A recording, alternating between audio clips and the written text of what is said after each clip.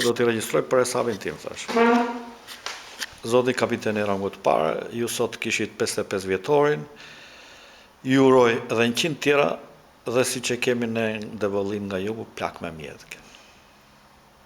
Tashi, mbas kësaj feste të gëzueshme, dëshiroj t'ju bëj 2-3 pyetje që lidhen edhe me jetën tuaj në det dhe me karrierën si ushtarak, si oficer i marinës sonë. Dohet thoja se cila ishte inicia që ju bashkuat radhëve të forcës të flotës luftarake detare. Kërkuat arsimimin tuaj në shkollën e marinës, cila ishte? A keni ndonjë moment, ndonjë detaj të këtij lloji? Të filloj? Vazhdo.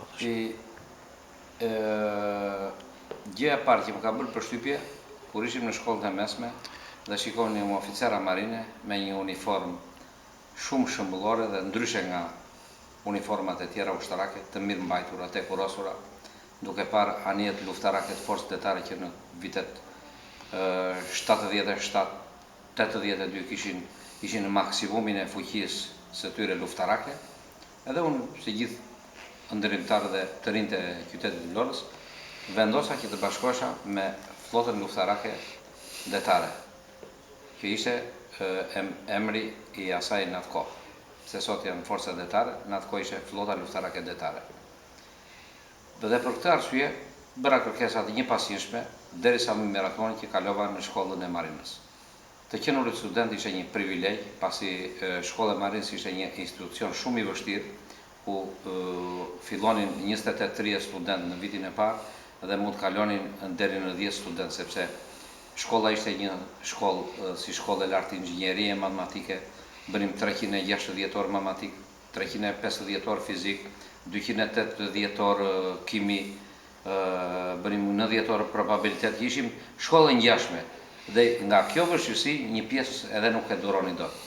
Mbas marrimit të shkollës, unë i kadrova në regjimentin e 4-ave Sazan me dëshirën time për të qenë komandant 4 Silurus.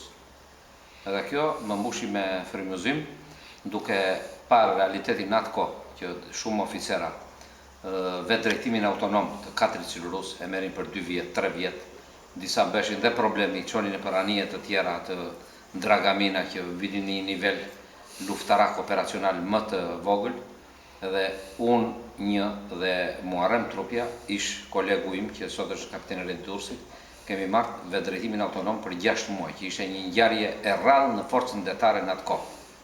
Dhe për 3-4 vjet kam qenë 4 shëmbullor në flotë, ose në bazën ushtarake në Budin e Vlorës, që në atë kohë ishte vendosur në Sazan. Mbas kësaj kohe u promovova shumë shpejt, mas 4 vjetësh komandant superior drili, dhe mas 2 vjetësh shef shtabi regjimentit, dhe mas 1 vit e gjysmë komandant regjimentit. Kjo ka qenë kënaqësia ime më e madhe për të arritur majat e hierarkisë ushtarake në këtë regjiment 4 Silurus, kur aty militonin edhe oficera që ishin 50 vjeçar, jo se ata ishin të pa eksperiencë, jo profesional, po koha bëri disa gjëra që i jepeshin provime teorike, i jepnim në çdo fazë, i jepnim 3 faza në vit, dhe në çdo fazë jepje provime të vetë drejtim autonom, edhe komandanti i anijes njësoj si ushtari. Në këto zhvillime dola i pari, dhe këto shteti më ka vlerësuar në të gjitha pozicionet e punës. Ju mendoni se pavarësisht situatës politike në atë kohë, vlerësohesh një farë masa dhe profesionalizmi i oficerit. Merresh parasysh në karrierën e tij. Profesionalizmi ka qenë pikë e parë për ngritjen e oficerave në detyrë, për dhënien e detyrave komanduese, po dhe përbërja partijake ka qenë, domethënë, indicia e dytë, po më e madhja ishte përbërja ose përgatitja profesionale e kuadrit. Oficerat e përgatitur ndaheshin në 4 Silurus dhe në brigadën ndeceve. Mirë edhe përbërja politike, sepse të jeni në shkollë ushtarake në atë kohë, do të kishte një biografi shumë të mirë, të pa dënuar 2-3 breza.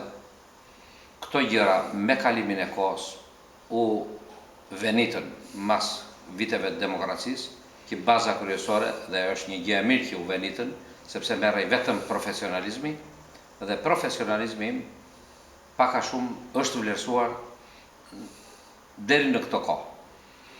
Tash, ju keni shërbyer si oficer i ri, detar shumë vite në Sazan. Unë do të di cili ka qenë momenti më i vështirë gjatë jetës edhe punës që keni bërë juve në Sazan. Një moment të vështirë që keni kaluar. Momentet vështira në Sazan kishte çdo ditë, në çdo dalje që bëje, edhe në verë deti që 2-3 ballë, 4 ballë, po në dimër të 5-6 ballë, 7 ballë.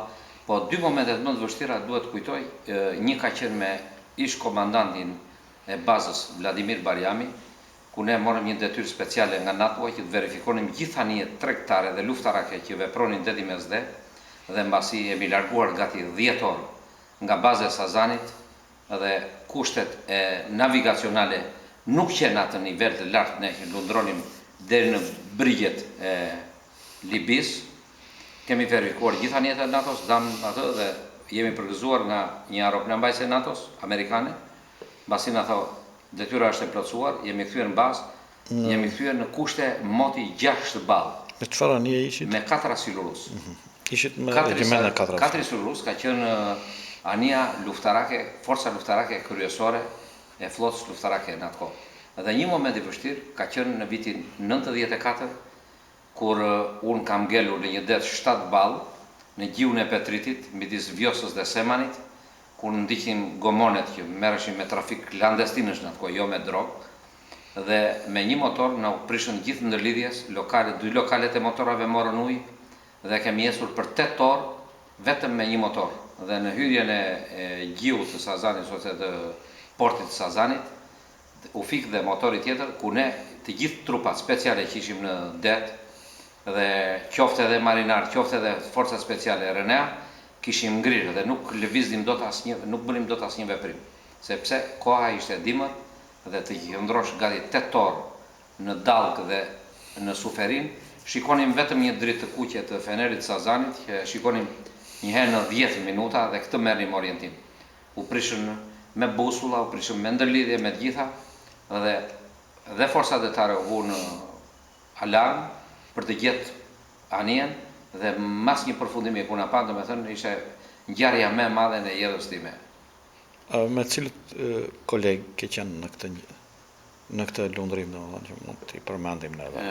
Në këtë lundrim unë kam qenë komandant regjimenti, komandant 4 Rus ka qenë Bamir Lika, kryemotorist ka qenë Poligrom Palla dhe mbi gjithë efektivi që pak a shumë i kam si në ëndër dhe i kujtoj gjithë emrat e tyre, ka qenë dhe gati 12 veta nga forcat speciale. Po, kështu, jeta në Sazan, se ju nuk u martuat atje, atje bët edhe familjen. Po, atje. Ja, deshe, po në një moment gëzimi, kështu, që mund ta evidentojmë. Tani gëzimet familjare si ishin... Edhe gëzimet në atë jetën që bëni ty vetë jetë përditshme. Jeta familjare që e reduktuar në një dalje deri në qendër Tishullit, që ishte një rrugë e shkurtër, 300-400 metra, do të bëja ato pazarin, do bëja jetën monotone. Në vitet deri në vitin 92 ne kishim të gjitha kushtet që vareshim nga ndërmarrjet ushtarake të Tiranës, si për furnizimin me rroba, si për furnizimin me ushqime, dhe në vitet 92-97 kemi jetuar vitet më të vështira të jetës që dhe familje të varfra në qytete nuk mund të jetonin, ishim pa ujë, pa drita, sepse uji vinte me cistern, kalon në depozita, buka ishte me krima, drita kishim 4 orë në ditë. Domethënë një gjendje shumë e mjerueshme, po prap Marina ishte flamurtare në zbatimin e të gjitha detyra operacionale për kërkim shpëtimin, për ndalimin e klandestinëve, për drogën, për dhënien e ndihmës së familjeve që kishin të sëmurë, kishte gra që lindin, kishte ushtarë që plagoseshin, i hante gjarpëri. Domethënë të gjitha këto forca detare ka patur një unitet të paparë. Tashin duke marrë parasysh se ju jeni dëshmimtar i shumë ngjarjeve në flotë, që nga periudha që keni dalë oficer marine dhe deri tash juve jeni dëshmimtar i shumë ngjarjeve në flotë. Mua do më interesonte një opinioni juaj, pavarësisht nga konjunkturat e zhvillimet që kanë ndodhur. Në cilën periudhë ju e quani flotën më mirë kështu? Jo se ne jemi nostalgjik dhe kujtojmë Katra Silus, sepse Katra Silus ishin jo vetëm fuqi luftarake, po duke patur një shpejtësi 48 deri në 52 milje në orë, zgjidhin detyrat në një kohë shumë më të shkurtër nga një të sotme. Kushtet e punës nuk ishin të tilla, ishin më të këqija. Sot janë kushte më të mira, jetese dhe shërbimi në anije, po pavarësisht vlerësimi në atë kohë ishte vlerësim maksimal për të gjithë kuadrot, për vështirësinë që kishte, sepse trajtoheshim me një vendim të Këshillit Ministrave të veçantë për pikat më të vështira, merrim dhe një 500 lekëshe vështirësi në atë kohë, më tepër nga gjithë repartet e tjera, kurse sot flota këtë po vuan, vështirësitë në krahasim me njësitë e tjera, si forca ajrore, forca toksore, dhe për këto arsye sot janë larguar edhe një pjesë e kuadrove detar për arsye ekonomike. Sepse po të stimulohemi me vështirësi, lundrimi, qëndrimi në det, lundrimi, patrullimi dhe disa vështirësi elektronike kush punon me kompjutra më tepër, do të shikojmë që do të ketë një rezultat më pozitiv, që mos ta braktisën vendin e punës, sepse kushtet dhe kapitalizmi është shumë i ashpër, njeriu përpiqet që edhe një lek të fitojë më tepër, e braktis punën, forca detare ka ligje kjo. Duhet plotësosh një farë kushtes para të largohesh, dhe këta që largohen nuk se braktisën punën në mënyrë demonstrative, po kanë gjetur një vend pune, një ekonomi të tyre më të mirë. Prandaj në këto kushte është detyre imediate, jo vetëm në Ministrisë së Mbrojtjes, po dhe qeverisë që të shikojë kushtet e trajtimit me ushqim, me vështirësi, me të gjitha gjërat që forcat detare të jetë me të vërtet në ato nivele që e kërkon bota. Pse? Nivelet e përgatitjes profesionale të kuadrove tanë sot janë maksimale. Ne jemi të denjë të ballafaqohemi jo vetëm me shtetet fuqishme të NATO si Amerika, Anglia, Gjermania, Italia, Turqia, po edhe me shtete më të vogla, pasi oficerët tanë janë shumë profesional, janë me shumë gjufolës, kanë mbaruar në shtetet të NATO-s, Gjermani, Amerikë, Itali, Turqi, Greqi, dhe janë të aftë të drejtojnë operacione të NATO-s, të bashkëpunojnë dhe janë të aftë të kryejnë detyra ndër shtetërore, ndër institucionale. Zoti kapiten, doja të thoja si e vlerëson ndihmën e partnerëve të NATO-s gjatë këtyre viteve? Ndihma e partnerëve të NATO-s do të thënë është një Për flotën direkt. Për forcat detare është një ndihmë shumë e madhe. Dhe ne jemi të kënaqur, forcat detare ishte në zhdukje sipër me ndihmën e shteteve aleate të NATO-s, që ne nuk ishim pjesëtar në atë kohë, ishim vende aleate për partneritet, me ndihmën e Amerikës, Gjermanisë, Italisë, Turqisë, ne jemi sot një vend që konsumonim siguri dhe tani ndihmojmë dhe japim siguri maksimale në teatrin e luftës kundër terrorizmit dhe në kuadrin e edukimit ushtarak të gjithë oficerave në të gjitha këto shtete që me të vërtet ne na kanë ndihmuar jo vetëm nga ndihma ekonomike, materiale me mjete luftarake dhe me ndihma tjera, po për mua pjesa më kryesore i takon edukimit profesional. Sepse parësim... Pra, kjo është me prekshme. Kjo e mendon që me prekshme, do më thënë në forcën detare. Në forcën detare. Kjo puna arsimimit. Tani do të thoja, po në lidhje me prezencën e flotës në det, e forcës detare, si e shef me syrin tënd? Prezenca e forcës detare në det ka ardhur duke ushtuar, duke filluar me patrullimet, me detyrat kryesore, dhe jemi prezent 24 orë në det për të dhënë ndihmë për të gjitha operacionet të zbatimit të ligjshmërisë detare, për operacionet e kërkimit, shpëtimit, për operacionet që ne kemi të bëjmë me sigurinë kombëtare, vetëm se duhet parë në perspektivë ne me të vërtet kemi plane afatgjate për modernizimin e forcës detare, po duhet të afrohen pa këto plane, pasi kur e gjithë bota, vendet aleate, po fuqizohen nga ana ushtarake, nga ana e rojës mbretërore për të kryer detyra sa më mirë.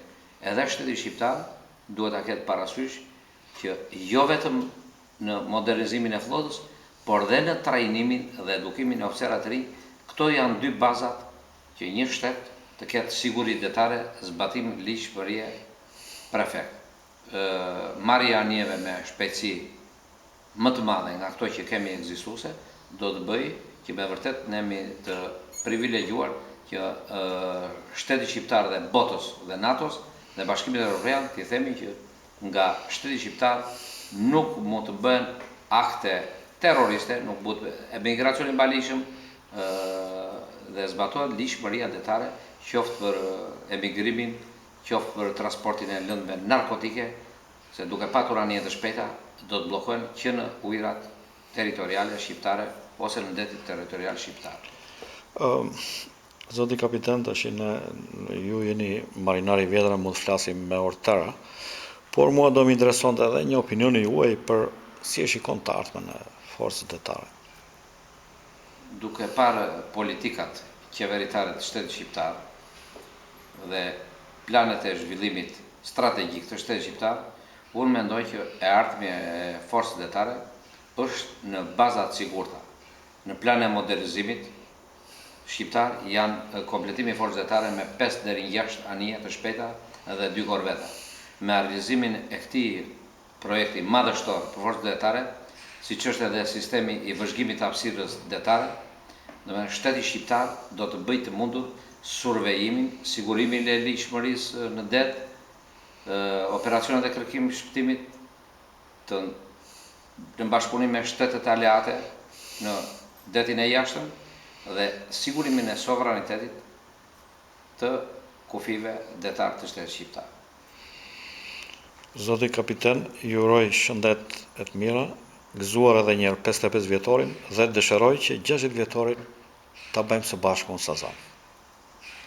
Domethënë, unë ju uroj gjithë detarëve dhe personelit të forcës detare të kenë jetë gjatësi sa më të madhe në punë, të kenë jetë e shëndet në familjet e tyre dhe një profesionalizëm sa më të lartë në sigurimin e integritetit të vijës detare në përgjithësi dhe shtetit shqiptar në veçanti, po kështu të kemi edhe një uniformitet dhe një shoqëri të përkushtuar në zbatimin e të gjitha detyrave. Ju faleminderit. Rrofsh, shefqet, jetë dhe ti. Shëndet para.